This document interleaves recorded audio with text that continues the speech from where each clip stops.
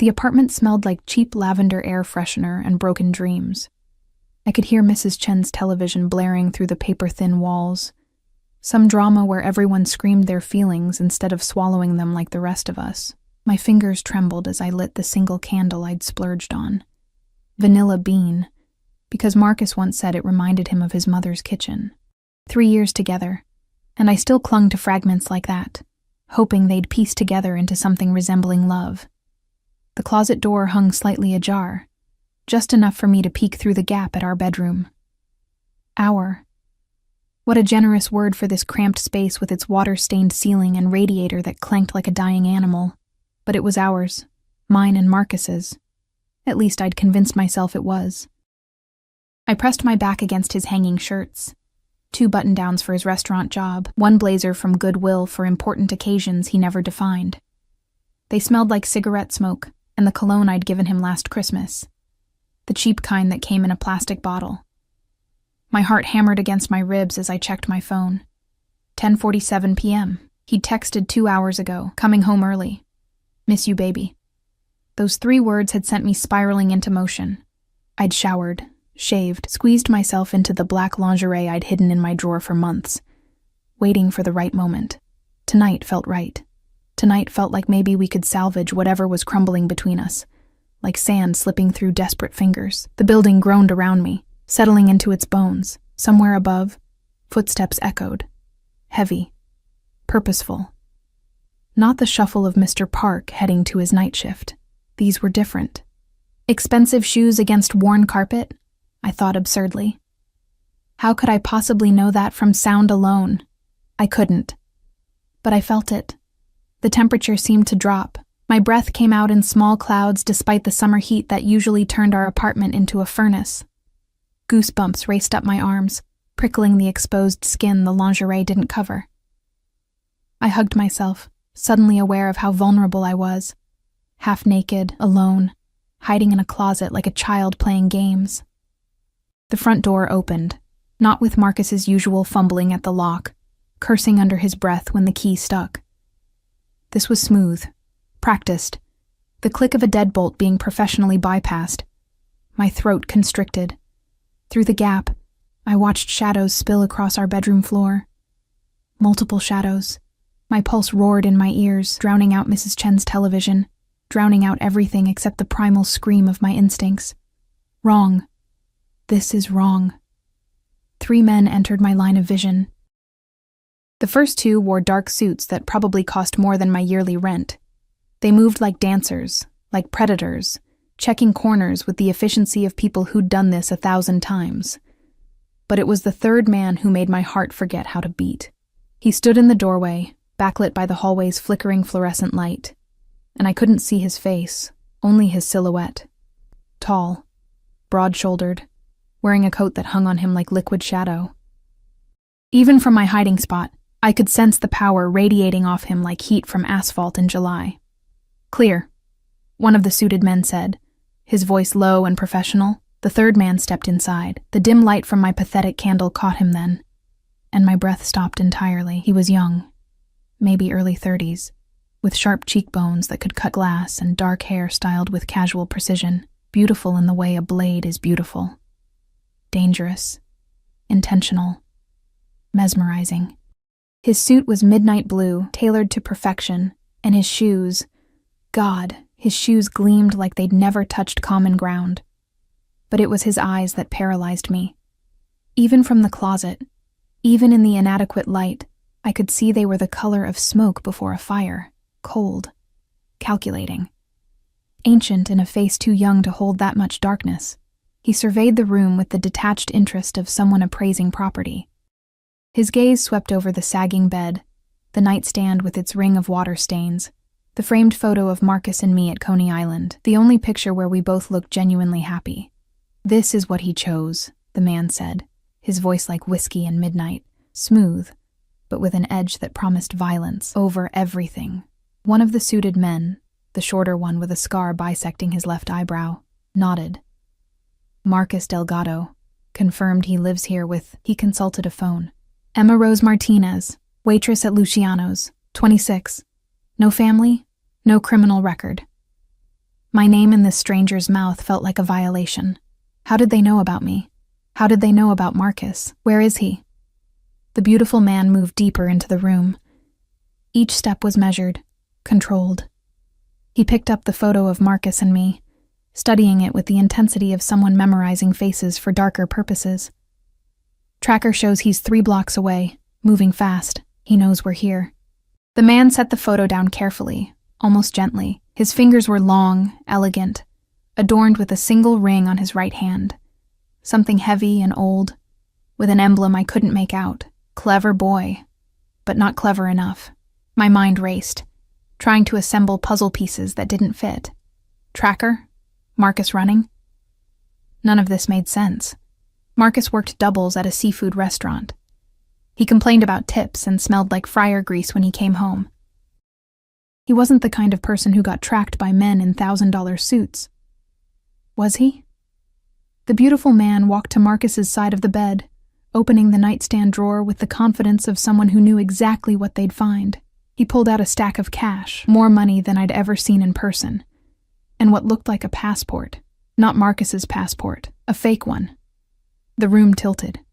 My fingernails dug into my palms, grounding me in physical pain because the emotional vertigo was too much.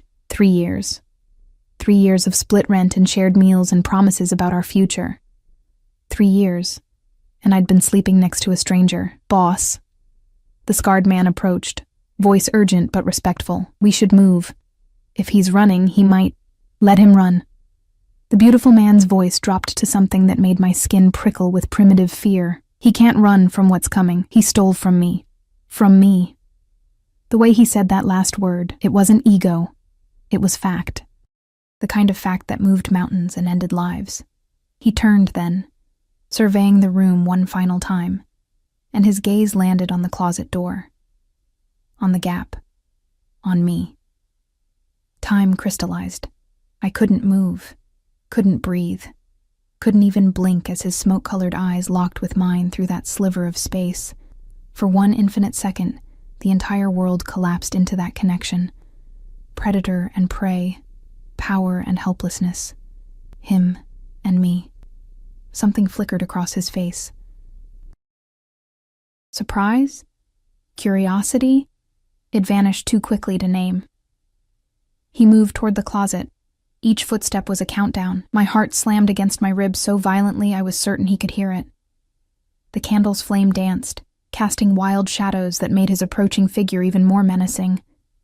I pressed myself back as far as the small space allowed, Marcus's shirt swallowing me, his cologne suddenly suffocating. The beautiful man reached for the closet door handle. His hand was steady, ringed finger catching the candlelight. He pulled the door open in one smooth motion. Light flooded in. I stood there, caught, exposed in my ridiculous black lingerie that was supposed to save a relationship I now realized might never have existed. His eyes traveled down my body, not with lust, but with the clinical assessment of someone cataloging assets or liabilities. When his gaze returned to my face, I saw something shift in those smoke-dark depths. Recognition? No. Something worse. Interest. Well, he said softly, dangerously, this is unexpected. I tried to speak, but my voice had abandoned me. All that emerged was a small, broken sound. Half gasp, half plea. He stepped closer. The scent of him washed over me. Expensive cologne, leather, and something darker I couldn't name. Power, maybe. Violence, perhaps. It didn't matter. I was drowning in it. What's your name? His voice was gentle now, which somehow made it more terrifying. Emma. It came out as a whisper. Emma. He repeated it like he was tasting it, rolling it around to see how it fit in his mouth. Emma Rose Martinez, the waitress with no family and no criminal record. His lips curved into something that might have been a smile on anyone else. On him, it was a warning. The girlfriend who didn't know her boyfriend was a thief and a liar. Tears burned my eyes, but I refused to let them fall. I wouldn't give him that. Wouldn't give this moment the satisfaction of breaking me completely. I didn't know, I managed. I swear, I didn't know anything. I believe you. He tilted his head, studying me like I was a problem he needed to solve. Which presents me with a dilemma, Emma Rose. One of the suited men cleared his throat. "Boss, we should—" The beautiful man raised one hand, silencing him without looking away from me. "Marcus stole something very valuable from me. Money, yes, but more than that. He stole my trust, my faith in someone I treated like family." His voice hardened, each word chipped from ice. In my world, there are consequences for such betrayals. I knew what he was saying without him saying it. I'd watched enough movies, read enough books. Men like this, men who moved with security details and spoke in coded threats. They didn't forgive. They didn't forget. They eliminated problems. "Please," I breathed. "Please. I'm not part of whatever this is." "I know." He reached out slowly, giving me time to flinch away, but I was frozen. His fingers brushed my cheek, wiping away a tear I hadn't realized had fallen. His touch was surprisingly gentle, at odds with everything else about him. "But you became part of it the moment you chose Marcus Delgado, the moment you let him sleep beside you, lie to you, use you as cover for his crimes. That's not fair." "Fair?" He laughed, the sound sharp and bitter. "Emma Rose, I'm many things, but fair has never been one of them." His phone buzzed. He glanced at it, jaw tightening. Marcus just withdrew everything from 3 different accounts. He's heading to JFK. The scarred man stepped forward. "Orders, boss?" The beautiful man's eyes never left mine. "Have the team pick him up before he reaches the airport. I want him alive. We have questions only he can answer." He paused, something calculating moving behind those smoke-colored eyes. "And bring everything from this apartment. All of it. Everything?" The man looked around our shabby bedroom with obvious confusion. "Everything," the beautiful man repeated. Then softer, almost to himself. "Including her." The world dropped away. "What?" I stumbled backward, hitting the closet wall. No, you can't." "Can't?" He stepped into the closet with me, crowding me into the corner, his presence overwhelming. This close, I could see flecks of silver in his irises, could feel the heat of his body contrasting with the ice of his demeanor. "Emma Rose, I can do anything I want. I can make people disappear. I can buy buildings and burn them down. I can rewrite reality itself, if it suits me." His hand came up, fingers threading through my hair with a gentleness that belied his words. "And right now, what suits me is keeping you close, until I understand exactly what role you played in Marcus's betrayal." "I didn't play any role," my voice cracked, desperation flooding through. I'm nobody. I'm nothing." Something dangerous flashed in his eyes. "You're not nothing, Emma Rose. You're the one thing Marcus left behind. The one thing he might actually care about more than his own survival." He leaned in, his breath ghosting across my ear as he whispered, "Which makes you the most valuable thing in this apartment." I shuddered, trapped between his body and the wall, my heart a wild thing trying to escape my chest. He pulled back slightly, studying my face with that unsettling intensity. "What were you doing?" "Hiding in the closet in..." His gaze flickered down to the lingerie, something unreadable crossing his features. "This." Humiliation burned through me, hot and acidic. "I was surprising my boyfriend," I said, the words bitter. "It was supposed to be romantic." He tasted the word like it was foreign. "You were waiting in the dark, dressed in black lace, ready to seduce a man who was already halfway to another country with my money." When he put it like that, I sounded like the biggest fool alive. Maybe I was. "Get her something to wear," the beautiful man ordered without looking away from me. "Something appropriate. We're leaving." "Where are you taking me?" Fear gave my voice strength. "You can't just kidnap me." "Kidnap?" His eyebrow arched. "Such a harsh word. I prefer to think of it as protective custody. After all, when Marcus realizes we have you, he might do something desperate, something that could put you in danger from people far less." He paused, searching for the word. "Civilized than I am." "You're not civilized," I spat, finding courage in terror. "You're Careful." The word was silk over steel. "Be very careful what you call me, Emma Rose. I'm showing you mercy you don't deserve simply because you're an innocent caught in someone else's web. Don't mistake mercy for weakness." One of the men returned with clothes. My clothes, grabbed hastily from my dresser. Jeans, a sweater. Nothing that matched, but I was past caring about fashion. The beautiful man stepped back, giving me space but blocking the exit. "Get dressed," he said. "We have a long night ahead of us." My hands shook as I reached for the clothes. "And if I refuse?" His smile was a beautiful, terrible thing. "Then you ride to my estate in your lingerie, and everyone on my staff gets a show. Your choice, Emma Rose. I'm feeling generous tonight." It wasn't a choice. It was never a choice. I dressed quickly, awkwardly, trying to maintain some shred of dignity while 3 strangers watched. The beautiful man had the grace to turn slightly, though I could still feel his awareness of me like a physical touch. When I was clothed, he gestured to the door. "After you. My things. Being packed as we speak. You'll have everything you need." "I need my life back," I whispered. His expression softened, just for a moment. "Your life with Marcus was a lie, Emma Rose. I'm actually doing you a favor, some mercy." As I walked out of my apartment, past the men efficiently stripping it of everything I owned, past the neighbors peeking through cracked doors, past the life I'd built from nothing, I felt the beautiful man's hand settle on the small of my back, possessive, protective, proprietary. The night air hit me like a slap. A black SUV waited at the curb, windows tinted so dark they reflected nothing but shadows. The scarred man opened the rear door, and the beautiful man guided me inside with that same gentle pressure. He slid in beside me, close enough that our thighs touched. The door closed with a heavy thunk that sounded like a prison cell locking. "Drive," he ordered.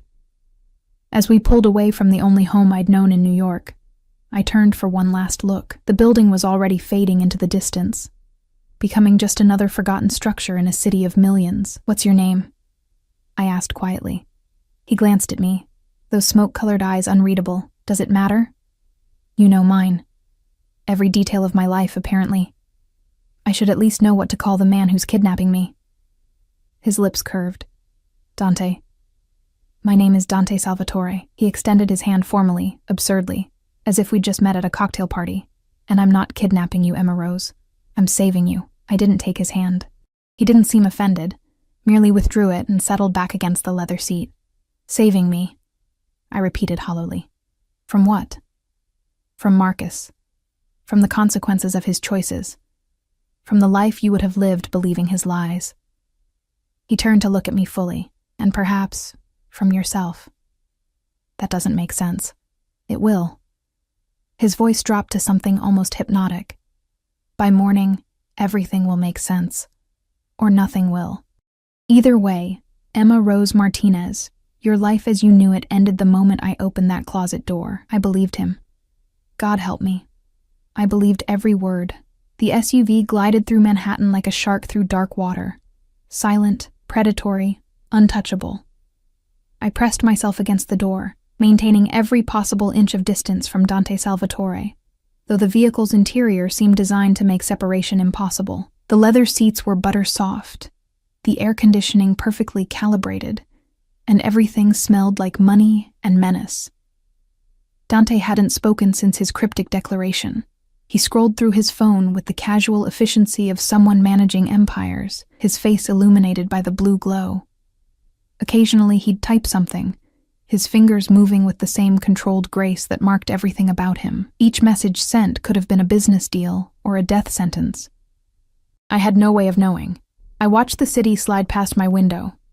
The bodegas still open at midnight, the groups of young people laughing outside bars. The homeless man on the corner who was always there, who I'd given my spare change to 100 times. Normal life. The life I'd been living just hours ago, oblivious to the fact that my boyfriend was a criminal and I was... what? Collateral damage? A pawn in whatever game these men played? Where are we going? My voice sounded small in the SUV's hushed interior. Somewhere safe. Dante didn't look up from his phone. "That's not an answer. It's the only answer you're getting tonight." Frustration warred with fear inside my chest. I'd spent my entire life being compliant, being good, being invisible. The kind of girl who didn't make waves or ask questions. The kind of girl who accepted whatever scraps of affection came her way and called it love. But something about this moment, about being ripped from my home by a man who radiated danger like heat from a furnace, ignited something I'd buried deep. "You can't just take people," I said, louder now. "There are laws, police. I could scream." "You could." Dante finally looked at me, and the intensity in his gaze made my words die in my throat. "You could scream. You could try to run when we stop at a light. You could do a dozen desperate, foolish things." He leaned closer, and I smelled that intoxicating scent again. Leather and smoke and something darker. "But you won't. You don't know that. I do." His voice dropped to a murmur that somehow felt more dangerous than shouting. "Because you're smart, Emma Rose. Smart enough to realize that Marcus left you behind without a second thought. Smart enough to understand that right now, I'm the only thing standing between you and people who wouldn't be having this conversation. They'd simply make you disappear." "What people?" "Marcus didn't just steal from me. He stole from an organization. When word gets out that his girlfriend is still breathing, still walking around with potential knowledge about where he went, what he took." Dante shook his head slowly. "There are men in this city who would do unspeakable things to you to get those answers. Men I can't control. Men I wouldn't want to control because they're useful in their particular way." Ice flooded my veins. "I don't know anything. I believe you. They won't." His hand moved to my knee, not aggressive, almost comforting, though the heat of his palm burned through my jeans. "So, yes, Emma Rose, I'm taking you, but I'm taking you somewhere they can't reach. Somewhere you'll be protected while we sort through this mess your boyfriend created." I stared at his hand on my knee. I should have pushed it away, should have recoiled. Instead, I sat frozen, hyper-aware of every point of contact, every place where his skin touched mine through the fabric. "How long?" I whispered. "As long as it takes. That's not fair?" He smiled that dangerous smile. "We've established I don't do fair." The SUV turned onto a private road I didn't recognize, lined with trees that blocked out the city lights. We drove for another 10 minutes in silence, each mile taking me further from everything familiar. My apartment might have been small and shabby, but it was mine. My job at Luciano's might have been exhausting, but I knew every table, every regular customer, every inch of that restaurant. Now I had nothing. No home, no job, no Marcus. Not that he'd ever really been mine. Just this beautiful, terrifying man beside me and whatever fate he'd decided I deserved. The SUV finally stopped in front of massive iron gates that swung open automatically. Beyond them stretched a driveway lined with perfectly manicured hedges and old-growth trees. At the end of that driveway sat an estate that looked torn from a movie. 3 stories of pale stone and arched windows, with wings extending on either side and actual turrets catching the moonlight. "You live here?" The question escaped before I could stop it. "One of my properties." Dante stepped out, then offered me his hand. I ignored it and climbed out on my own, stumbling slightly in my haste to avoid his touch. The night air was different here, cleaner somehow, tinged with the scent of roses and fresh-cut grass. Expensive air, I thought hysterically. Even the oxygen cost more in places like this. The front doors opened before we reached them. A woman in her 50s with steel-gray hair and sharp eyes stood waiting, her posture military straight despite the late hour. She wore a simple black dress and practical shoes, and something about her reminded me of headmistresses in British novels, stern but not unkind. "Mrs. Chen," Dante greeted her. "We have a guest." Wait, Mrs. Chen? Like my neighbor, Mrs. Chen? But this woman looked nothing like a guest who arrives at 1 a.m. in jeans and a sweater. The woman's gaze swept over me with clinical efficiency. Unplanned, I take it. Very. Dante's hand returned to my back, propelling me forward. "Emma Rose Martinez. She'll be staying in the East Wing. Get her settled in the Blue Room, please. She'll need clothes, toiletries, everything." "Of course, sir." Mrs. Chen's expression didn't change, though her eyes sharpened with curiosity. "And how long should I prepare for?" "Indefinitely." That single word hung in the air like a noose. Mrs. Chen nodded. "Follow me, please, Miss Martinez." I looked at Dante. some desperate part of me needing, what, reassurance, permission, an explanation that made sense of any of this? He met my gaze, and for just a moment, something almost gentle flickered in those smoke-colored eyes. "You're safe here, Emma Rose. I promise you that much. Your promises don't mean anything to me," I said quietly. "They will." He turned away, already pulling out his phone, already moving to whatever crisis or empire demanded his attention next. "Mrs. Chen will take care of you." And just like that, I was dismissed. Mrs. Chen led me through a foyer that could have swallowed my entire apartment. Marble floors stretched in every direction, reflecting the light from a crystal chandelier that probably cost more than everything I'd ever owned combined. Paintings in gilded frames lined the walls. Real paintings, the kind you saw in museums, not prints from Target. "The blue room is one of our more comfortable guest suites," Mrs. Chen said as we climbed a sweeping staircase. "Private bathroom, sitting area, and a balcony overlooking the gardens. I think you'll find it adequate. The word was so absurd I almost laughed. Or cried. I wasn't sure which. "I don't understand what's happening," I said, my voice echoing in the vast space. "I don't understand any of this." Mrs. Chen paused on the landing, turning to face me. Her expression softened slightly, though her eyes remained sharp. "Mr. Salvatore doesn't explain himself often, Miss Martinez. But if he says you're safe here, you are. He's many things, but he keeps his word. He kidnapped me. Did he?" She tilted her head. "Or did he remove you from a situation that would have ended very badly without his intervention?" I wanted to argue, to insist that I'd been fine, that I could have handled whatever came. But we both knew it was a lie. I'd been hiding in a closet in lingerie, waiting for a man who was running from the mob. I hadn't been fine. I'd been a fool. Mrs. Chen resumed walking, and I followed numbly through corridors that seemed to stretch endlessly.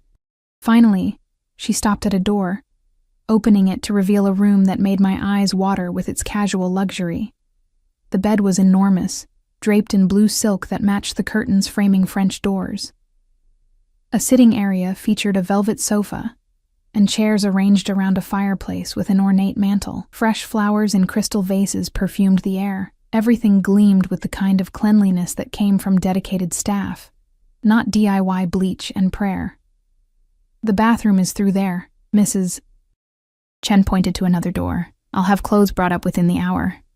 Your size is... How do you..." I stopped. They'd ransacked my apartment. They knew everything. "Small, size 4. Shoe size? 7. She made notes on her phone with efficient taps. "Preferences for breakfast?" The question was so bizarrely normal that I almost laughed again. "I don't... Coffee? Toast? I'll have chef prepare a selection. You'll eat at 8 in the morning room unless Mr. Salvatore requests otherwise." She moved to the door, then paused. "Miss Martinez, a word of advice. Don't try to leave. The grounds are monitored, and the gates are locked. You wouldn't make it 50 feet before security found you, and that would only complicate an already difficult situation. So, I'm a prisoner. You're protected." Her voice was firm, but not unkind. "There's a difference, though I understand it may not feel that way now. Give it time. Things often become clearer in the morning." She left, closing the door with a soft click. I stood in the center of that beautiful room, surrounded by luxury I'd never imagined I'd touch, let alone sleep in, and felt more alone than I'd ever been in my life. At least in my apartment, I'd had the illusion of control. Here, I was adrift in someone else's world, governed by rules I didn't understand and couldn't escape. I walked to the French doors, opening them onto a balcony that overlooked gardens illuminated by strategically placed lights. Roses climbed trellises, a fountain splashed somewhere in the darkness. The air smelled like jasmine and money. Beyond the gardens, I could see the high wall surrounding the property, topped with what I assumed was security measures I couldn't identify from this distance. A gilded cage, I thought. Beautiful, but still a cage. My phone buzzed in my pocket. I'd forgotten I still had it. The screen showed 3 missed calls from Sarah, my co-worker at Luciano's, and a text. "Girl, where are you? You were supposed to open today and Tony is pissed today." It was already tomorrow. I'd lost hours to this nightmare, and the world had kept spinning without me. Tony would fire me, of course. Wouldn't matter that I'd been kidnapped by the Mafia. I'd missed my shift, and at places like Luciano's, you were replaceable before the door finished closing behind you. I started to text back, then stopped. What would I even say? Sorry, can't come in. Being held hostage by a gorgeous crime lord because my boyfriend stole from him? The phone was suddenly plucked from my hand. I spun to find Dante standing in the doorway to the balcony. I hadn't heard him enter, hadn't heard anything. He moved like smoke, like shadow. There one moment, gone the next. Impossible to pin down or predict. You can't have this. He pocketed my phone with casual authority. Not yet. That's mine. Everything you have is mine now, Emma Rose. Your safety, your secrets, your life. I own all of it until this situation is resolved. He stepped onto the balcony, crowding me against the railing. The garden lights cast his face in sharp relief. All angles and shadows and barely leashed danger. Do you understand what that means? I lifted my chin, refusing to be intimidated even though my heart was trying to escape my chest. It means you're a controlling bastard who thinks he can play God with people's lives. Something flickered in his eyes. Surprise? Amusement? Most people don't speak to me that way. I'm not most people. No. His voice dropped to that dangerous murmur. No, you're not. His hand came up, fingers tracing my jawline with a gentleness that contradicted everything else about him. You're the girl who hid in a closet to seduce a man who didn't deserve her. The girl with no family, no safety net, no one to call when the world falls apart. The girl who spent her entire life being invisible. Each word was a scalpel, cutting away the pretense I'd wrapped around myself like armor. You don't know anything about me, I whispered. I know everything about you. His thumb brushed across my lower lip, and I hated the way my breath caught. I know your mother died when you were 16. Cancer. Your father drank himself to death 2 years later. I know you've been on your own since 18. Working 3 jobs to survive in a city that eats people like you for breakfast.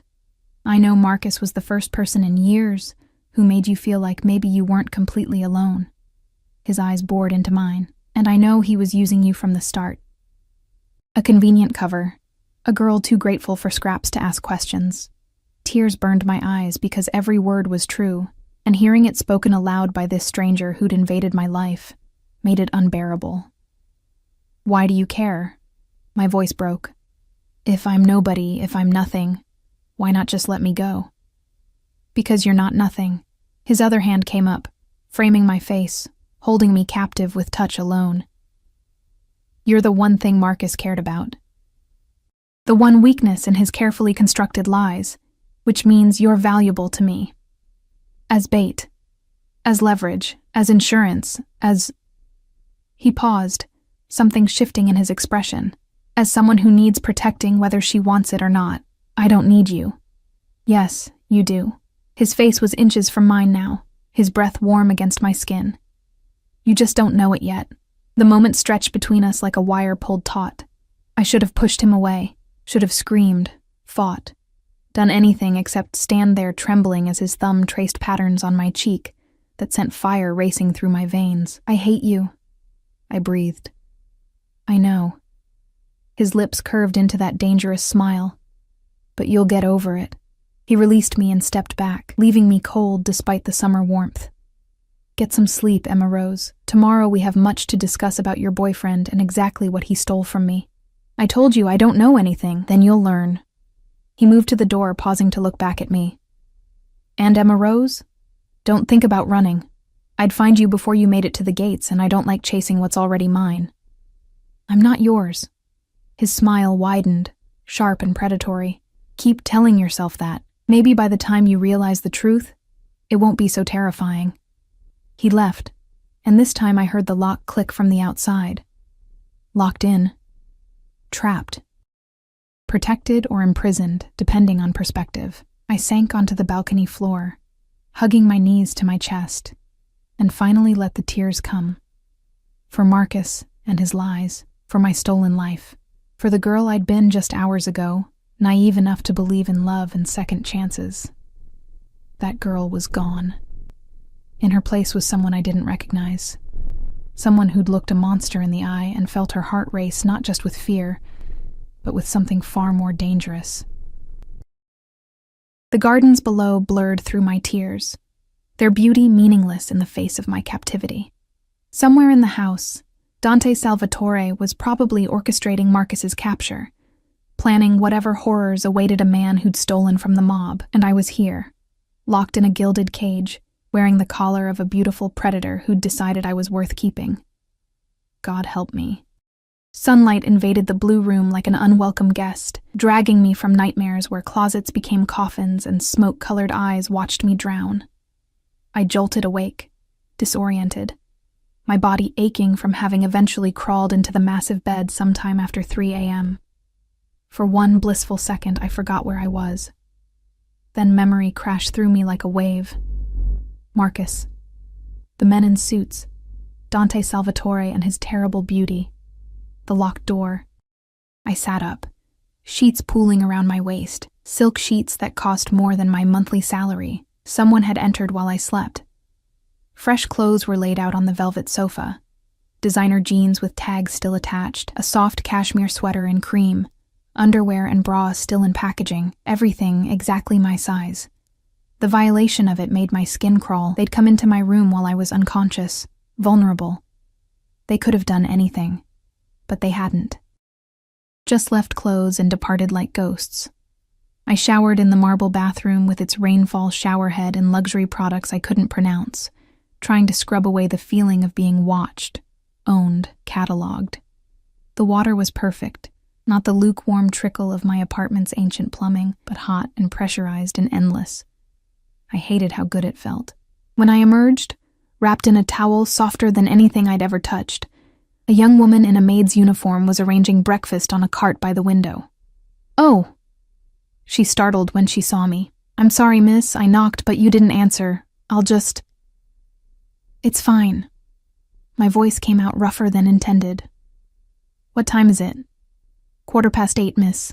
Mr. Salvatore requested you join him for breakfast in the morning room at 8:30. She was pretty, maybe 20, with dark hair pulled into a neat bun and eyes that wouldn't quite meet mine. But I brought you coffee and pastries in case you preferred to eat here first. The smell of fresh coffee made my stomach clench with need. I couldn't remember the last time I'd eaten. Before the closet. Before everything shattered. Thank you. I moved to the cart, wrapping the towel tighter. What's your name? Rosa, miss. She bobbed slightly like a curtsy. If you need anything at all, just press the button by the bed. Someone will come immediately. Someone. Not her specifically. Just someone from Dante's endless supply of people who jumped when he commanded. Rosa, can I ask you something? I kept my voice low, conspiratorial. The doors, are they all locked from the outside? Her eyes widened with something like fear. I don't know, miss. I just work in housekeeping. She backed toward the door. I should go. Mr. Salvatore doesn't like to be kept waiting. She fled before I could say anything else. I dressed quickly in the clothes they'd provided, hating how perfectly everything fit, how expensive it all felt against my skin. The jeans hugged my curves like they'd been tailored specifically for me. Maybe they had been. Maybe Dante had people who could accomplish anything, even overnight alterations. The thought made me shudder. At 8:30 exactly, Mrs. Chen appeared to escort me downstairs. She led me through a different route than last night, past rooms filled with antique furniture and artwork that belonged in museums, until we reached a sun-drenched space overlooking the gardens. Dante sat at a table set for two, reading something on his tablet. He'd changed into casual clothes, dark jeans and a charcoal sweater that probably cost more than my monthly rent, and somehow looked even more dangerous in daylight. Morning sun caught in his dark hair and illuminated those smoke-colored eyes as he glanced up. Emma rose. He stood, gesturing to the chair across from him. I hope you slept well. I was locked in. I remained standing, like a prisoner. Like someone being protected. He pulled out my chair, waiting. Sit, eat. We have much to discuss, and I prefer not to negotiate on an empty stomach. We're negotiating? Everything is negotiation. His smile was sharp. Even kidnapping. The table held enough food for 6 people. Eggs Benedict, fresh fruit, pastries, bacon, sausage, yogurt, granola. A carafe of orange juice sweated next to what smelled like the best coffee I'd never afford. My stomach betrayed me with a loud growl. "Sit," Dante repeated, softer this time. "Please." I sat. Not because he asked, but because my knees were shaking and I needed the chair's support. He settled across from me, pouring coffee into delicate china cups that looked like they'd shatter if you breathed on them wrong. Cream? Sugar? Black. I accepted the cup, wrapping my hands around it for warmth, despite the room's perfect temperature. We ate in silence for several minutes. I tried to maintain dignity, to eat slowly like this was normal, but hunger won. The eggs were perfectly cooked, the fruit impossibly fresh, the pastries still warm from the oven. Food at my apartment had been ramen and cereal and whatever I could steal from Luciano's kitchen when Tony wasn't looking. This was obscene. "Better?" Dante asked when I'd cleared half my plate. "What do you want from me?" I set down my fork, meeting his gaze. "You said we needed to talk about Marcus and what he stole. So talk." He leaned back, studying me with that unnerving intensity. Marcus worked for me for 3 years. Started as a driver, proved himself reliable, moved up to handling more sensitive operations. I trusted him. Something cold moved through his expression. That was my mistake. What did he take? $2 million in cash from a shipment. Bearer bonds worth another $5 million. And information, names, routes, contacts that could destroy relationships I've spent a decade building. Dante's fingers tightened around his coffee cup. But mostly, he took my trust. In my world, that's worth more than money. $7 million. The number was so absurd I almost laughed. Marcus, who complained about $50 bills being too hard to break, had stolen $7 million. "I don't know where it is," I said flatly. "I don't know anything about any of this." "I believe you." Dante pulled out his phone, tapping the screen before sliding it across the table. "But I need you to look at something." The screen showed a photo of Marcus, but not the Marcus I knew. This Marcus wore an expensive suit and smiled at someone off camera with an ease I'd never seen. He looked confident, powerful.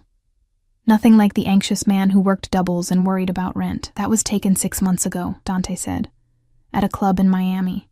He was supposed to be negotiating a deal with our suppliers. Instead, he was establishing contacts for his escape." He swiped to another photo. Marcus with a blonde woman in a red dress, her arms around his neck, his hand on her waist. They looked like a couple. They looked happy. My coffee turned to acid in my stomach. "Her name is Vanessa Cortez," Dante continued, his voice clinically detached. "She's a lawyer who specializes in helping people disappear. New identities, offshore accounts, everything needed to vanish completely." Another swipe. More photos. Marcus and Vanessa at restaurants I couldn't afford, on a yacht I couldn't imagine, in hotel rooms that cost more per night than my monthly rent. They've been together for 8 months. 8 months.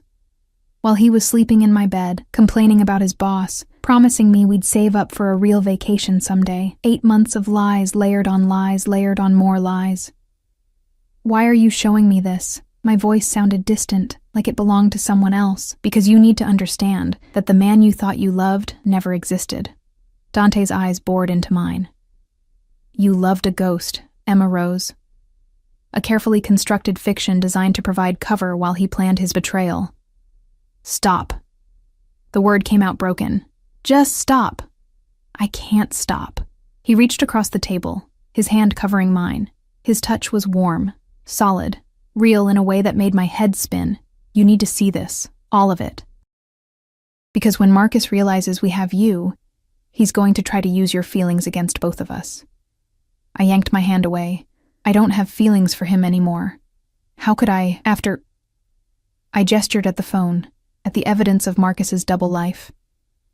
"After seeing that, good." Something that might have been approval flickered in Dante's expression. "Then you'll help me." "Help you how?" Marcus will contact you. He'll try to convince you he still cares, that everything was for you, that he has some noble reason for what he did. Dante stood, moving around the table until he was behind my chair. His hand settled on my shoulders, warm and heavy, and somehow comforting despite everything. When he does, I need you to play along. Make him think you believe him. Get him to tell you where he is, so you can kill him. So I can get back what he stole and ensure he never betrays anyone again. His hands tightened slightly. What happens to him after that is between Marcus and his conscience. You mean he won't have one after you're done with him? Dante's laugh was low and dark. I like that you're not naive about what I am, Emma rose. It makes things simpler. I should have been terrified, should have recoiled from his touch, from his casual acknowledgement of violence. Instead, I found myself leaning back slightly, seeking the warmth of his hands, the solid presence of him behind me. What was wrong with me? What if I refuse? I asked. What if I won't help you? His hands slid from my shoulders down my arms in a slow, deliberate caress that sent shivers racing through me. Then you remain my guest until Marcus has found another way.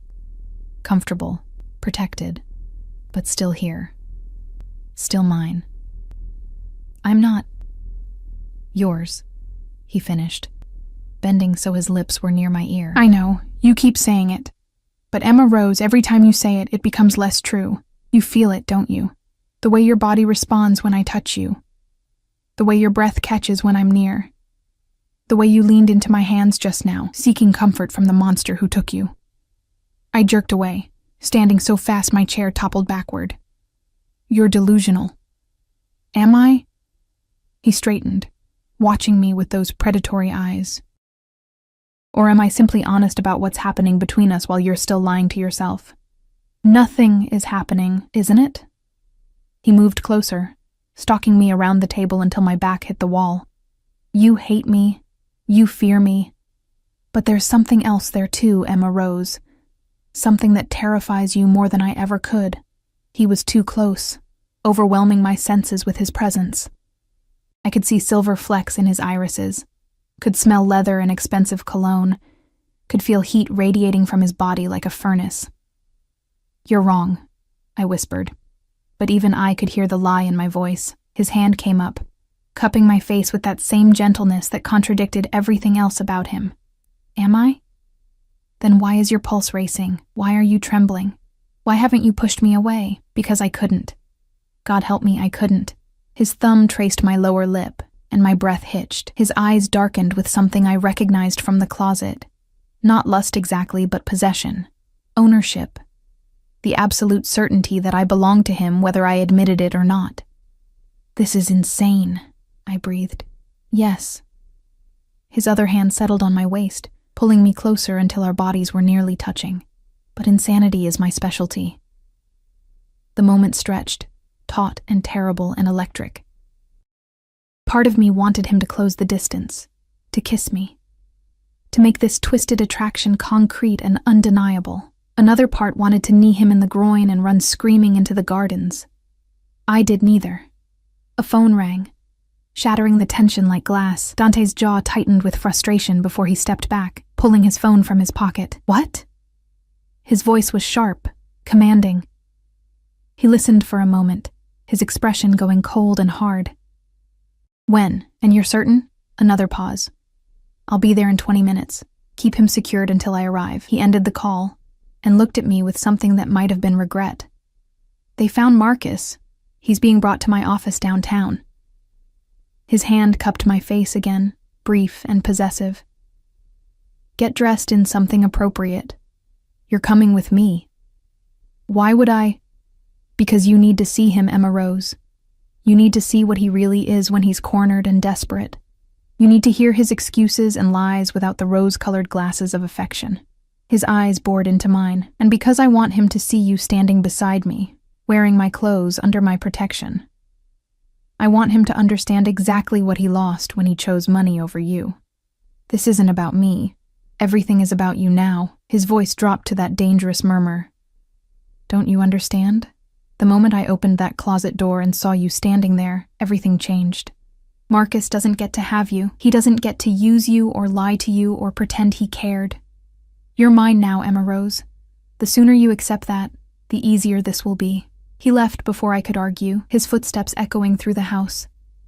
I stood against the wall, heart pounding, body trembling, mind reeling from everything that had just happened. The photos of Marcus and Vanessa, the casual discussion of violence, the way Dante had touched me, the way I'd responded, the way part of me had wanted more. Mrs. Chen appeared in the doorway. "Miss Martinez, Mr. Salvatore has requested I help you select appropriate attire for downtown. If you'll follow me?" I followed numbly, a puppet on strings pulled by invisible hands. This was my life now. Following orders, wearing borrowed clothes, being escorted by strangers through a house that felt more like a museum than a home, being claimed by a man who collected people the way others collected art. In my room, Mrs. Chen laid out options. A black dress that looked like it cost more than I made in a month, matching heels that were somehow exactly my size, jewelry that gleamed with real gold and stones I couldn't name.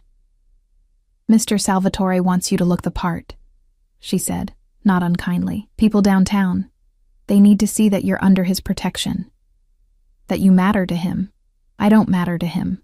I touched the dress, the fabric like water beneath my fingers. "I'm just leverage. Is that what you think?"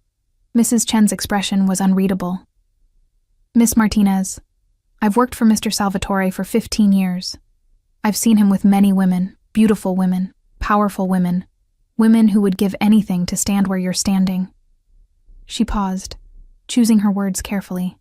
"I've never seen him look at any of them the way he looked at you this morning. He wants something from me." "Yes." She smiled slightly, "But perhaps not what you think." She left me to dress, and I stared at myself in the full-length mirror. The woman looking back was a stranger. Elegant, expensive, polished in ways I'd never been. The dress hugged curves I usually hid beneath baggy work clothes. The heels made my legs look endless. The jewelry caught the light like captured stars. I looked like I belonged in Dante's world. The realization terrified me more than anything else. A knock at the door made me jump. Rosa entered with a small makeup bag. "Mr. Salvatore thought you might want help with—" "I can do my own makeup," I said, harsher than intended. She set the bag down and fled. I applied makeup with shaking hands, just enough to hide the exhaustion and fear. In the mirror, the transformation was complete. I looked confident, untouchable, like someone who hadn't spent yesterday hiding in a closet waiting for a man who was already gone. Dante was waiting in the foyer, talking on his phone in what sounded like Italian. He turned when he heard my heels on the marble floor, and whatever he was saying died mid-sentence. His eyes traveled over me slowly, thoroughly, missing nothing.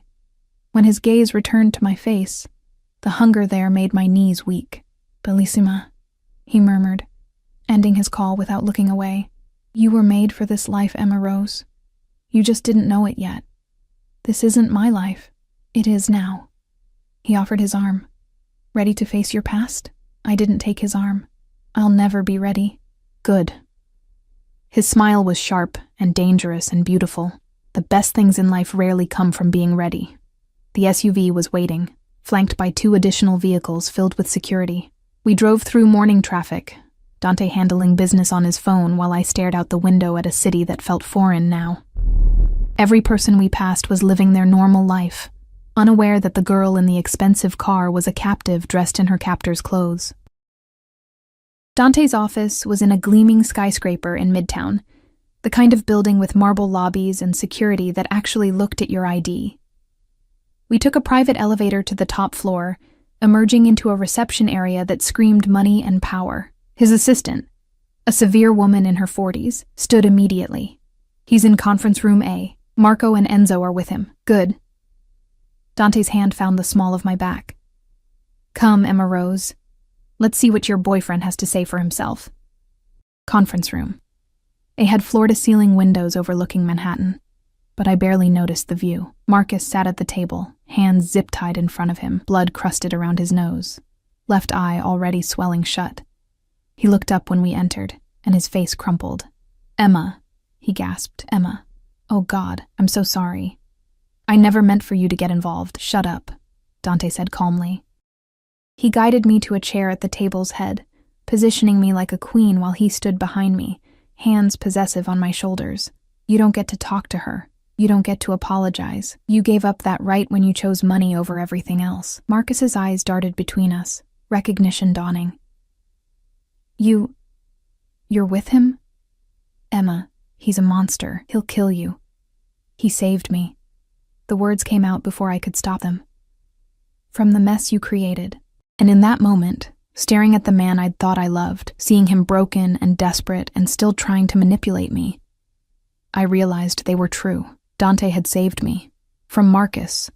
From my own naivety. From a life that was always going to end badly. His hands tightened on my shoulders, and I felt his approval like heat soaking through my skin.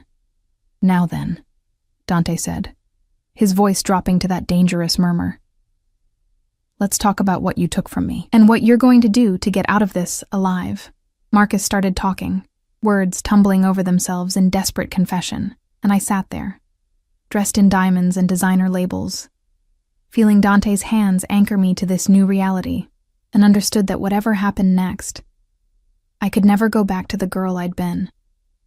That girl had died in a closet.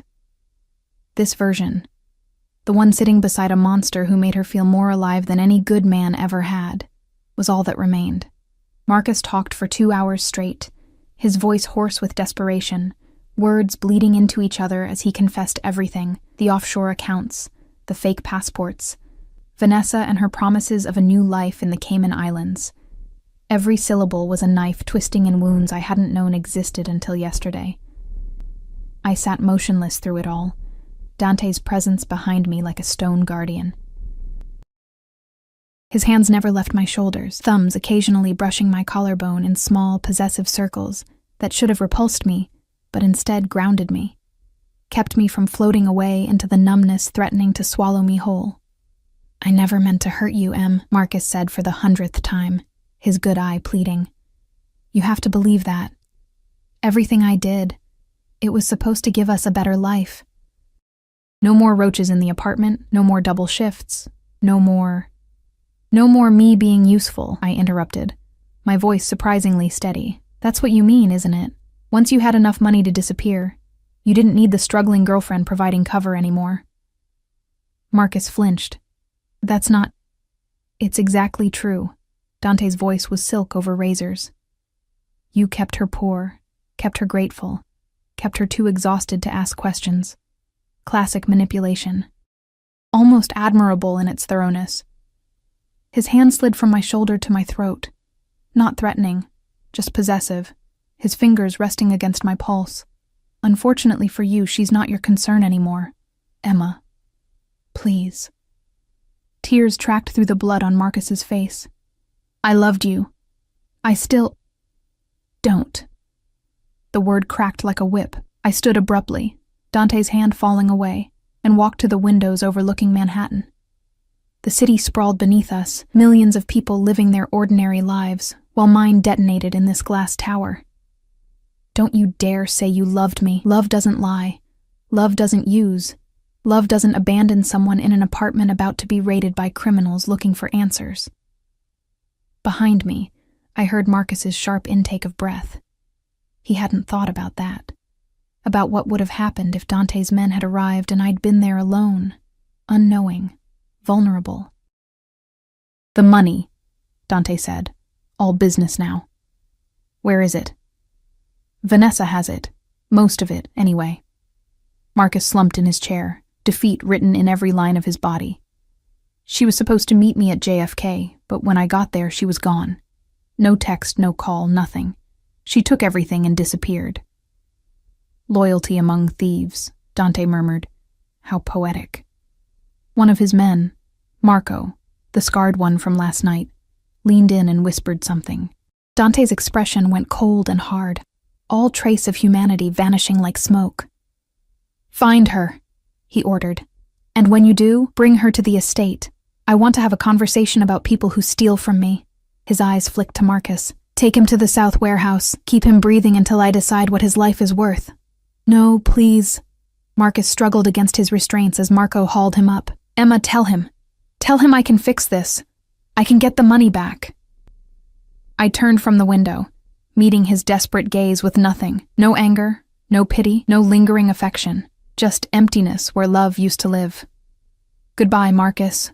His screams echoed down the hallway as they dragged him away, fading until only silence remained.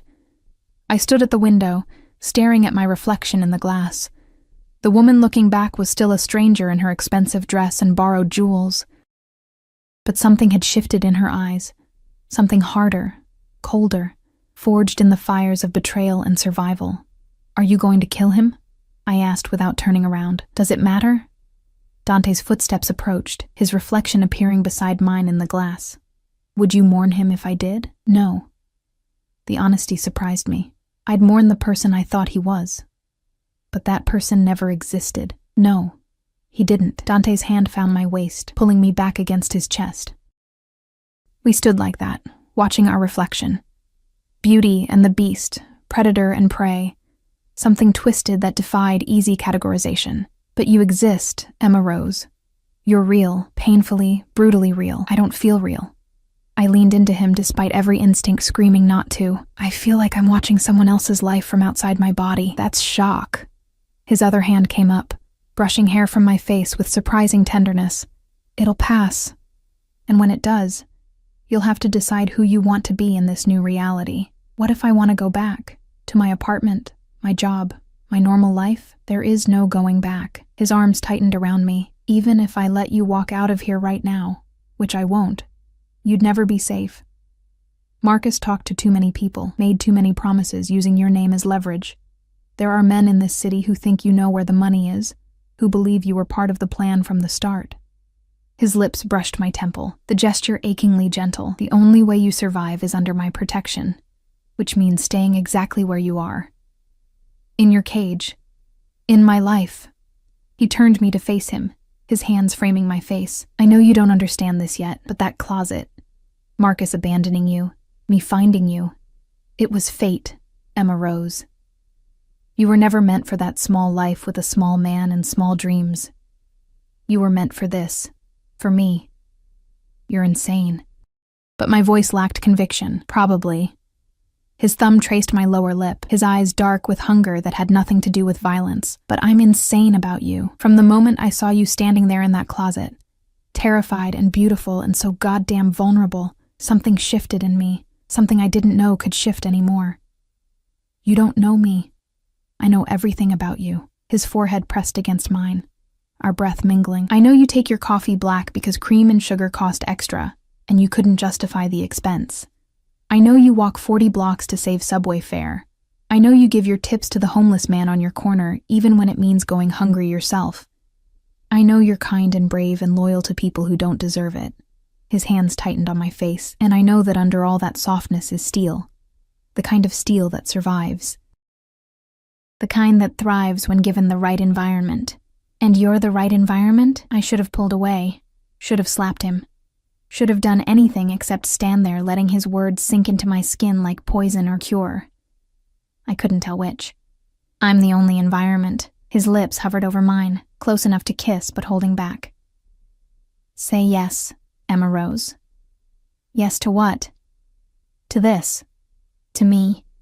To letting me give you everything Marcus promised but never could. Safety. Luxury. A life where you never have to count pennies or work yourself to exhaustion or settle for men who don't see your worth." His eyes burned into mine. "Say yes to being mine in truth, not just by circumstance." The word trembled on my lips. Yes, God help me.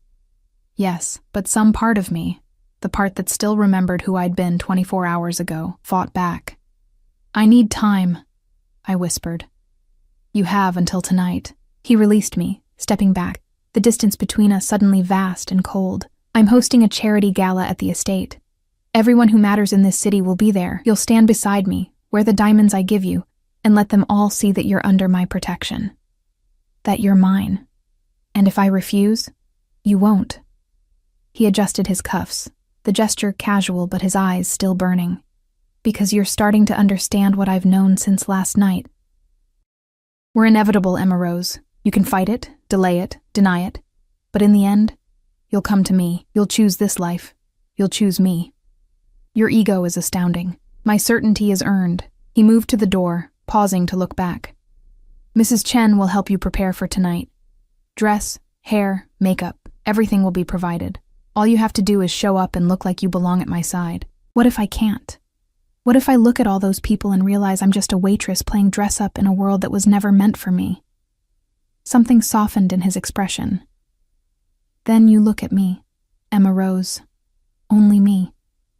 And you remember that I've seen you at your most vulnerable, hiding in a closet in lingerie meant for another man.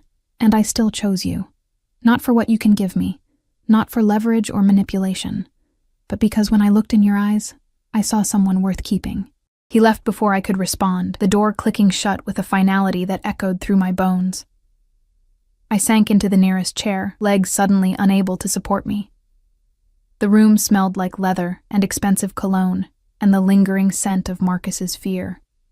Outside the windows, the city continued its relentless march toward evening, indifferent to the fact that my entire existence had been rewritten in less than 24 hours.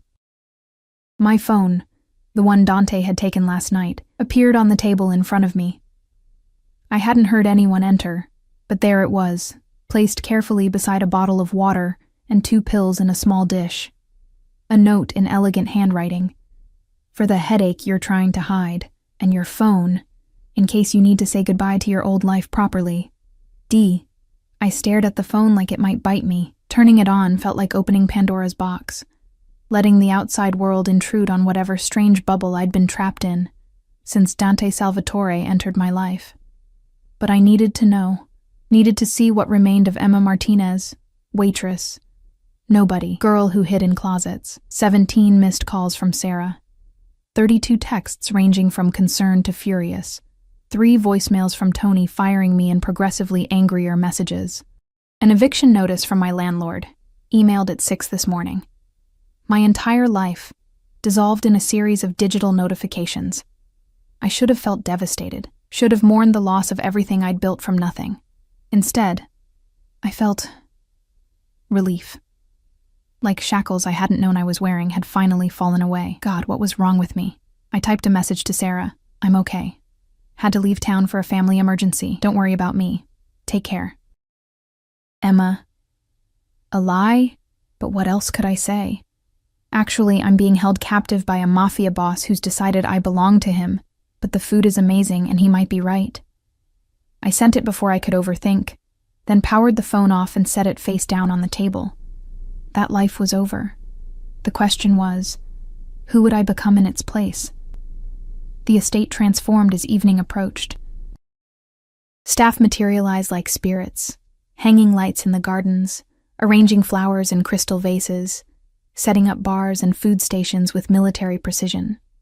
Through my bedroom window, I watched luxury cars begin to arrive, depositing women in gowns that cost more than I used to make in a year and men in tuxedos that fit like second skins. This was Dante's world, power and wealth and beauty so casual it stopped being remarkable and became simply expected. Mrs. Chen had indeed helped me prepare, bringing a team of stylists who worked on me like I was a sculpture to be perfected. My hair fell in glossy waves that had taken an hour to achieve. My makeup was dramatic but flawless, emphasizing cheekbones I didn't know I had. And the dress. The dress was a masterpiece of midnight blue silk that matched Dante's eyes, fitted to my body with a couture precision that made me look like I'd been born to wear such things. Diamonds glittered at my throat and ears.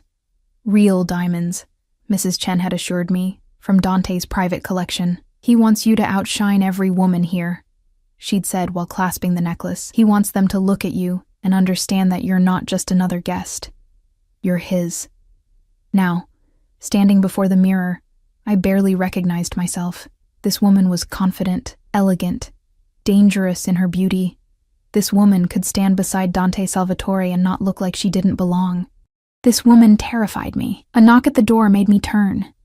Dante entered without waiting for permission, and the sight of him stole my breath. He wore a tuxedo that had clearly been tailored for his body specifically, every line and angle emphasizing the predatory grace of his movements. His hair was styled back, revealing the sharp planes of his face, and his eyes. His eyes devoured me whole. Cristo, he breathed, stopping just inside the door. You're devastating. Mrs. Chen and her team did all the work. No. He crossed to me in 3 long strides, his hand settling on my waist. They simply revealed what was always there. You're magnificent, Emma Rose. You always were. You just needed someone to see it. His proximity made thinking difficult. The scent of him, that intoxicating blend of leather and smoke and something uniquely him, wrapped around me like a drug. His hands on my waist burned through the silk, branding me with their heat. I don't know if I can do this, I whispered. Face all those people. Pretend I'm someone I'm not. You're not pretending. His hand came up, tilting my chin so I had to meet his eyes. This is who you are, Emma Rose. This is who you've always been, trapped in a life too small to contain you. Tonight, you step into your truth, and I'll be beside you every moment. Why? The question burst out, desperate and raw. Why do you care? Why me, out of all the women you could have? His smile was slow, predatory, heated, because you're the only one who doesn't want to be here. Every other woman in this house tonight would kill to stand where you're standing. But you'd run if I let you. You fight me at every turn. You challenge me, question me, refuse to be impressed by wealth or power. His thumb brushed across my lips. You make me work for it, Emma Rose, and I haven't had to work for anything in a very long time. So this is a game to you. This is everything to me. The intensity in his voice made me shiver. You just don't know it yet. Before I could respond, he stepped back and offered his arm. Ready? No. Perfect. His smile turned sharp. The best performances come from being terrified. We descended the grand staircase together, his hand possessive on my waist, my heart thundering so loud I was certain everyone could hear it. The main hall was filled with people who looked like they'd stepped from magazine pages. Beautiful, powerful, dripping with the casual arrogance of the wealthy. Every eye turned to us as we reached the bottom of the stairs. Dante! A silver-haired man in his 60s approached, champagne in hand. Wonderful party as always. And who is this stunning creature? Emma Rose Martinez, Dante said, his hand tightening on my waist.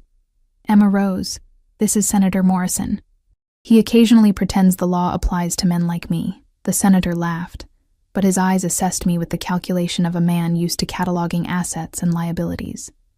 Charmed, my dear. How do you know our Dante? She doesn't need to know me, Dante said smoothly.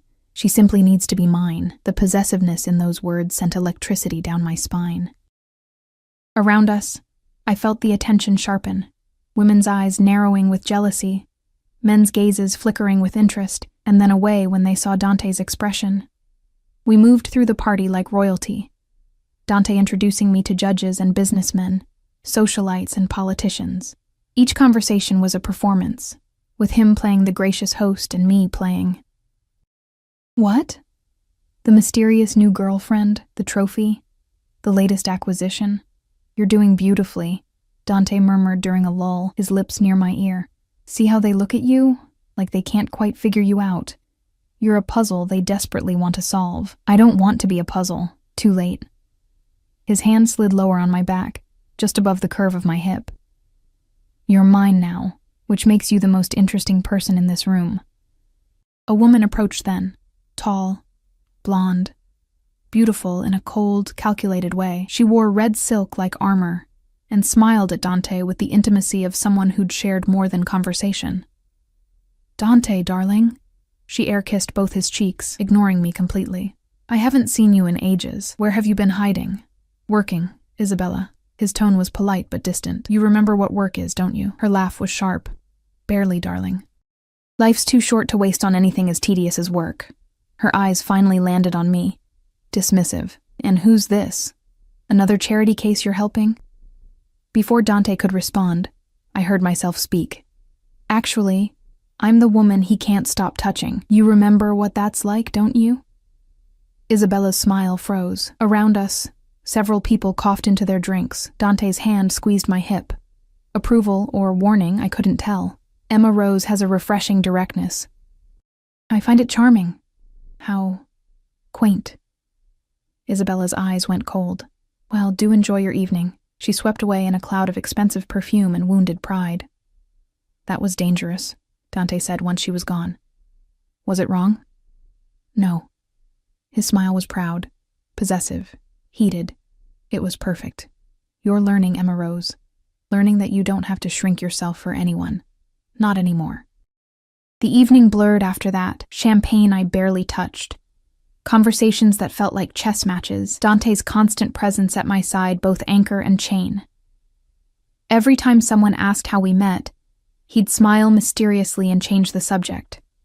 Every time a man's gaze lingered too long, Dante would pull me closer, his body language screaming mine in ways that should have offended me, but instead made me feel safe, wanted, claimed in ways I'd never experienced. It was intoxicating. It was terrifying. It was everything I'd never known I wanted. As midnight approached, Dante led me away from the crowd to a private terrace overlooking the gardens. The party continued inside, muted now by distance and glass, leaving us alone under stars that seemed brighter here than in the city. You survived, he said, pulling me against him.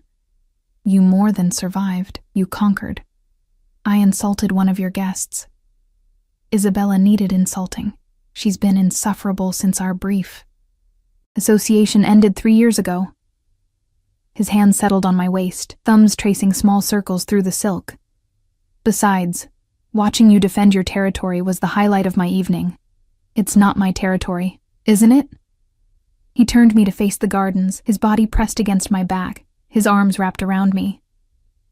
Look at this, Emma Rose. Look at what could be yours. Not just the estate, not just the wealth, but the freedom, the power, the life where you never have to compromise or settle or accept less than you deserve, and all I have to do is belong to you. All you have to do is choose me. His lips brushed my neck, sending shivers racing through me. Choose this life. Choose safety and luxury and me worshiping you the way Marcus never could. Choose to stop fighting what we both know is inevitable. I closed my eyes, overwhelmed by sensation, his heat, his scent, the way his body fit against mine like we'd been designed to connect. The garden below was beautiful, the party inside full of people who'd accepted me as one of them, and the man holding me was offering everything I'd never dared dream of wanting. What if I'm not strong enough? I whispered. What if I can't be who you need me to be? You already are. He turned me in his arms, his eyes burning in the moonlight. You just need to stop being afraid of your own power. His lips claimed mine before I could respond. Not gentle, not asking permission, but demanding everything. I melted into him, my hands fisting in his jacket, my body arching against his as the kiss deepened into something that erased thought and left only feeling. When he finally pulled back, we were both breathing hard. Say yes, he commanded. Say you're mine.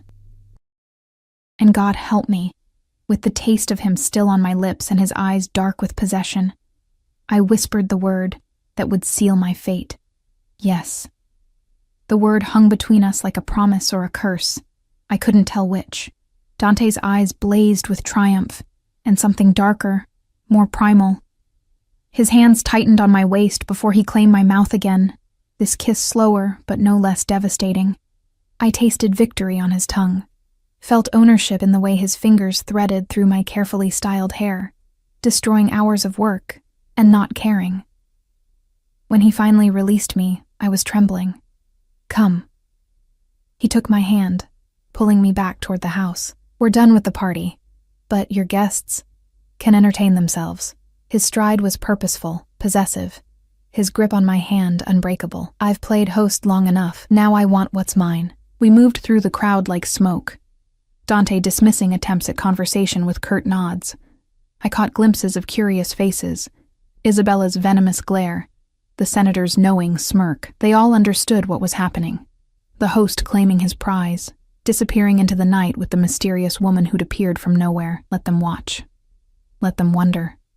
I was done caring what anyone thought. Dante led me upstairs, past my blue room, down corridors I hadn't explored. We stopped at double doors at the estate's far end, his private wing, I realized, his sanctuary. Last chance to run, Emma Rose.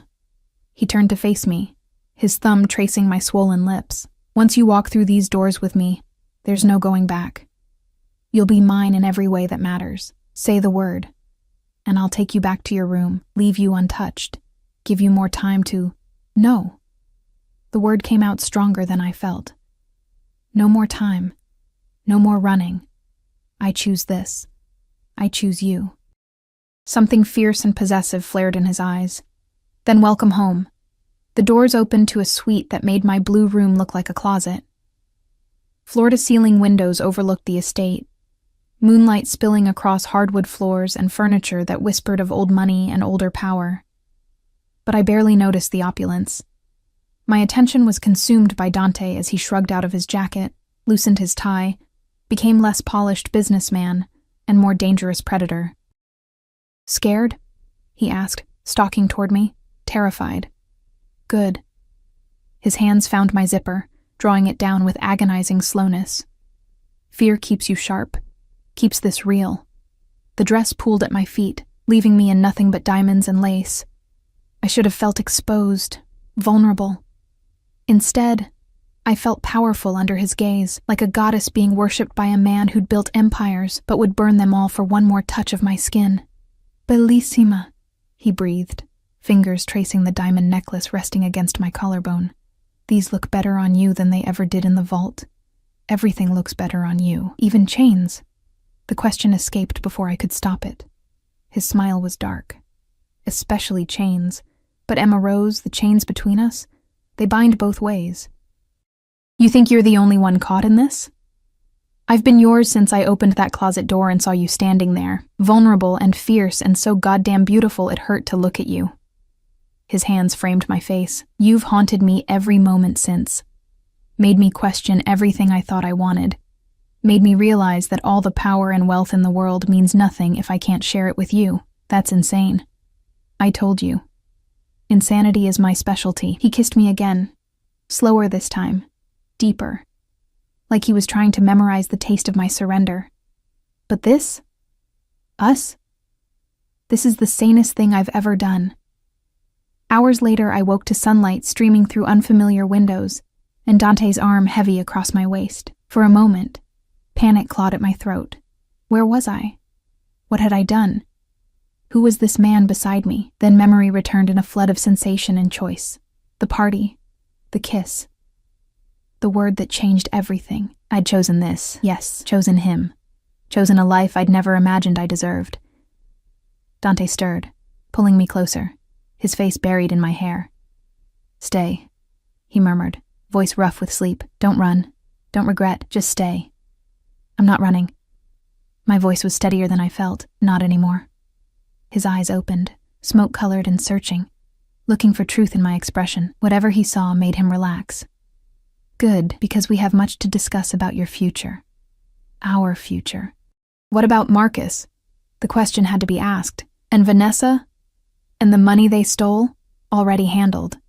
Dante sat up, the sheet falling to his waist, exposing the lean muscle and faded scars that mapped a violent history across his skin. My people found Vanessa last night. She's currently in a holding cell explaining exactly where she hid my money and how she planned to disappear. As for Marcus, his expression hardened. He'll live. Barely. But he'll spend the rest of his miserable existence wishing I'd killed him instead of just taking everything that mattered. His freedom, his pride, his future, all gone. That seems... fair? Dante's smile was sharp. I told you I don't do fair, but I do keep my promises. I said I'd protect you, Emma Rose. That means eliminating every threat to your safety and happiness. Marcus endangered both. He pays the price. I should have felt horror at his casual discussion of violence. Instead, I felt relief. Marcus was alive but neutralized. The threat was over. I could breathe without waiting for the other shoe to drop. What happens now? I asked. Do I stay locked in your estate forever? A beautiful prisoner in a gilded cage? No. Dante pulled me into his lap, his arms wrapping around me. Now you decide what you want your life to look like. Want to finish college? I'll pay for the best schools. Want to start a business? I'll provide capital and connections. Want to do absolutely nothing except spend my money and look devastating? That's acceptable too. His hands tightened on my waist. The only non-negotiable is staying with me. Everything else is yours to choose. Just like that? You'd give me anything I wanted? Haven't you been listening? His voice was almost exasperated. I'd give you everything, Emma Rose. The world itself, if you asked. You're not a prisoner. You're a partner.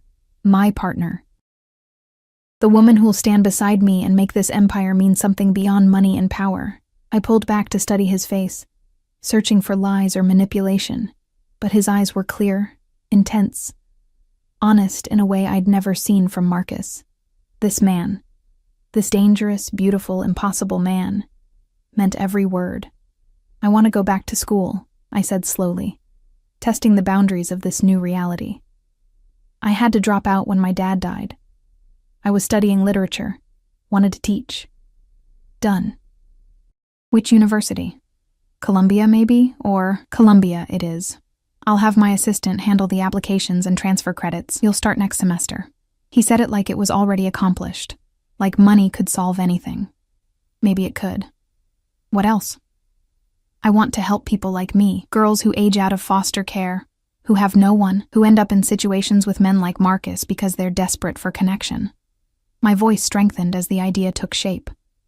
I want to start a foundation, scholarships, housing assistance, job training, everything they need to build real lives instead of just surviving. Dante's expression softened into something that looked almost like wonder.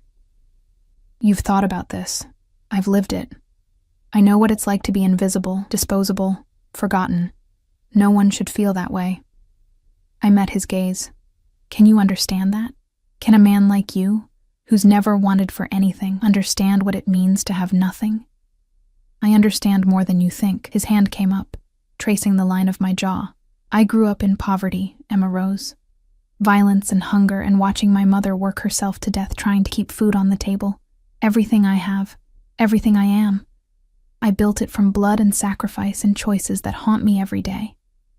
His eyes darkened with old pain. So yes, I understand.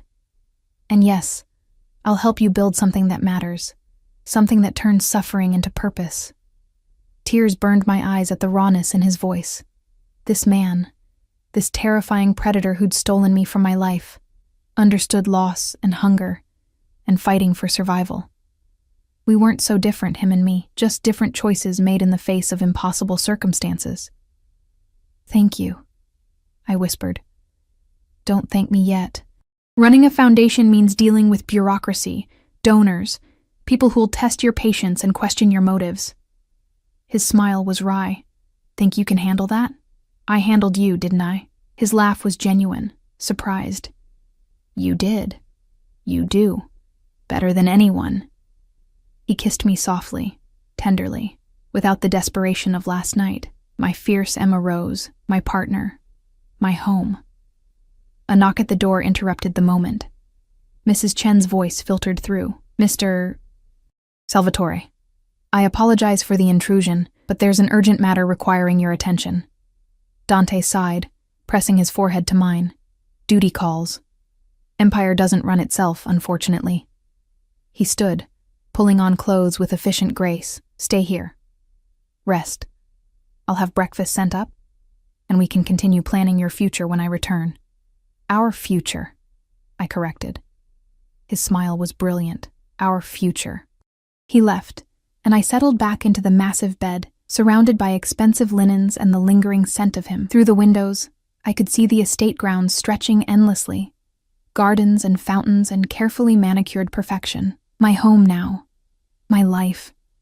The thought should have terrified me. Instead, it felt like coming home after wandering lost for years.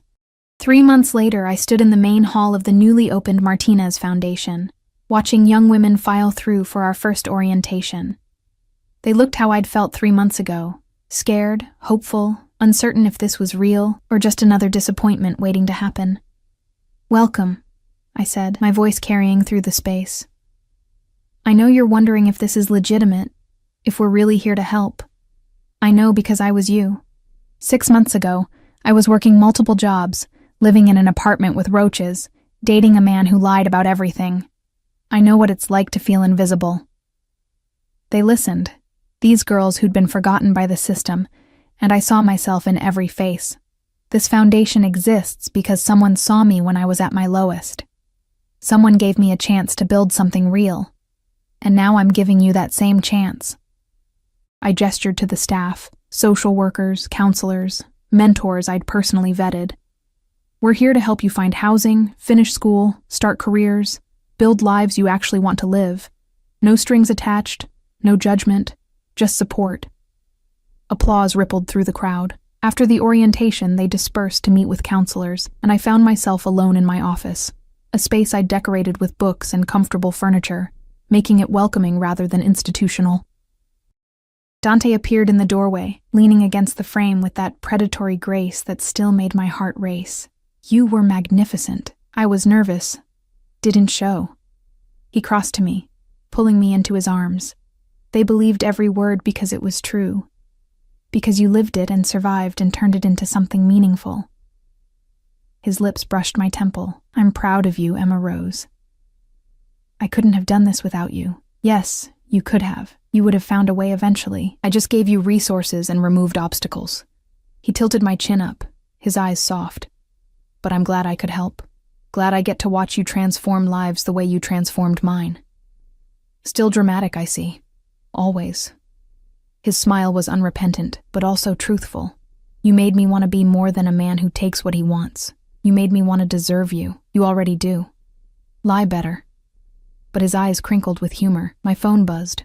A text from Sarah, my former co-worker at Luciano's. We'd reconnected after I'd finally explained everything, and she'd been surprisingly understanding.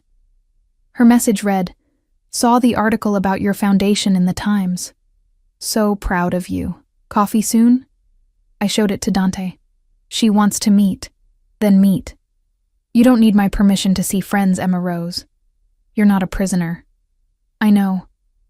But I like checking with you anyway. I wrapped my arms around his neck. Partners, remember? We make decisions together. Partners, he agreed, kissing me thoroughly enough to make my toes curl, though I reserve the right to be possessive when other men look at you. Other men always look, and I always make sure they know you're taken. His expression turned serious. Speaking of which, there's something I want to discuss. He pulled a small box from his pocket, and my heart stopped. Don't panic, he said quickly. I'm not proposing. Not yet. I know you need time to fully trust this, to believe it's real. He opened the box to reveal a ring, white gold with a single diamond that caught the light like captured starlight. This is a promise ring, a promise that when you're ready, when you believe completely that this is forever, I'll ask properly. With a bigger ring and a romantic gesture that would make your literature professors weep. His thumb brushed my cheek. But until then, wear this. Let it remind you that you're mine and I'm yours, and nothing, not time or circumstance or our twisted beginning, changes that fundamental truth. Tears blurred my vision as he slipped the ring onto my finger. It fit perfectly, of course. Everything Dante did was perfect, planned, executed with the precision of a man who left nothing to chance. I love you, I whispered. The words came easier now than they had the first time I'd said them, weeks ago in the darkness of his bedroom. I know it's insane and probably some kind of Stockholm syndrome, and my therapist would have a field day. Your therapist thinks I'm good for you. Dante grinned. I may have donated to her clinic. Purely coincidental. You bribed my therapist? I ensured she had the resources to help women like you. If she happens to think our relationship is healthy as a result, well... He shrugged, unrepentant. I told you I eliminate obstacles. I laughed, the sound free and genuine. You're impossible. I'm yours. He kissed me again, slower, deeper, with the certainty of a man who'd claimed what he wanted and would never let go. As you are mine, forever, Emma Rose. If you'll have me. I looked at the ring on my finger, the office I'd built, the foundation helping girls who'd been invisible like me. I thought about the girl in the closet, waiting for a man who'd already abandoned her, thinking that was love. That girl was gone.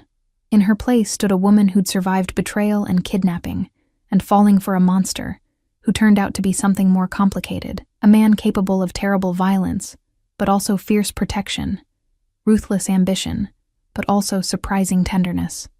A man who saw me when I was nothing, and decided I was everything. "I'll have you," I said, rising on my toes to meet his kiss. "Today, tomorrow, forever. I'll have you, Dante Salvatore, my monster, my savior, my home." "Our home," he corrected against my lips. "Everything I have is ours now." And in that moment, surrounded by the foundation I'd built, and the man who'd given me the means to build it, I finally understood what Mrs. Chen had tried to tell me that first night. Dante kept his promises. He'd promised to protect me, and I was safe. He'd promised to give me everything, and my life overflowed with purpose and passion. He'd promised I'd understand eventually, and now I did. Sometimes salvation comes from the most unexpected places. Sometimes the monster turns out to be the hero. Sometimes you have to lose everything to find what you were always meant to have. And sometimes, hiding in a closet waiting for the wrong man leads you directly to the right one, even if he is a beautiful, dangerous, impossible mafia boss who looked at a girl with nothing and decided she was worth everything. 6 months later, epilogue. The wedding was small, intimate, nothing like the massive society affair everyone expected. Just close friends, Mrs. Chen crying in the front row, and Rosa beaming as she handed me my bouquet. Dante had wanted to give me the world, but I'd insisted on something simple. "You're already my world," I'd told him. "I don't need 300 witnesses to prove it." Now, standing at the altar in the estate's garden, the same gardens I'd stared at from my balcony that first night, feeling trapped, I looked at the man waiting for me with smoke-colored eyes full of love and possession and unshakable certainty. "Ready?" my escort asked. Sarah had insisted on walking me down the aisle, claiming she'd known me longest and earned the right. More than ready, we walked through rose arbors toward my future, toward the man who'd stolen me from one life and given me another, toward the partner who supported my dreams and challenged me to be more than I'd ever imagined, toward home. Dante's eyes never left mine as I approached. When I reached him, he took my hands, his thumb brushing the promise ring I still wore alongside my engagement ring. "Hello, wife," he whispered. "Not yet," I whispered back. "Close enough." His smile was pure happiness, untainted by darkness or danger, and soon, officially, forever.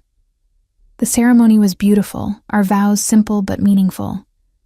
When the officiant pronounced us married, Dante kissed me like he was claiming me all over again. Possessive, passionate, perfect. The reception was chaos in the best way. Dancing and laughter and toasts that ranged from heartfelt to scandalous. Isabella had been invited purely so she could watch me marry the man she'd wanted, and her expression alone made the entire evening worthwhile. As midnight approached, Dante pulled me away from the party to the same terrace where I'd said yes 6 months ago. "Happy?" he asked, wrapping me in his arms. Disgustingly so. I leaned into him, the wedding dress rustling like whispers. "Thank you." "For what?" "Everything. Opening that closet door, seeing me, choosing me, giving me this life." "Emma Rose Salvatore," he said, testing my new name. "You gave me more than I gave you. You gave me purpose beyond power. You made me want to be worthy of something good." His hand settled over my heart. "You made me human again. You were always human, just hurt and hiding it behind expensive suits and dangerous threats." "Maybe." He kissed my forehead. "But you healed me anyway, made me believe in things I'd thought were fairy tales. Love, partnership, home." Music drifted from the party, and Dante pulled me into a slow dance under the stars. We swayed together, perfectly matched. No longer predator and prey, but partners in every sense of the word. "Any regrets?" he asked quietly. I thought about the girl in the closet, the waitress counting pennies, the woman who'd thought Marcus was her only chance at love. I thought about how far I'd traveled from that moment to this one. Not a single one. "Good." His arms tightened around me. "Because I'm never letting you go, Emma Rose. You're mine forever, and you're mine. Always was," he murmured against my hair. "From the moment I opened that door and saw you standing there, beautiful, terrified mine, I was yours. I just had to convince you of it. Consider me convinced." We danced until the music faded and the guests departed until only us remained under the stars in the gardens of our home. The estate that had been a prison had become a sanctuary. The man who'd been a captor had become a husband. The life that had been stolen had become chosen. And the girl who'd hidden in a closet waiting for someone to find her? She'd found herself instead. Sometimes the best love stories start in the darkest places. Sometimes you have to lose everything to gain what you never knew you needed. Sometimes the monster is the hero, the cage is freedom, and the ending you never saw coming is the one you were always meant to have. This was mine, and it was perfect.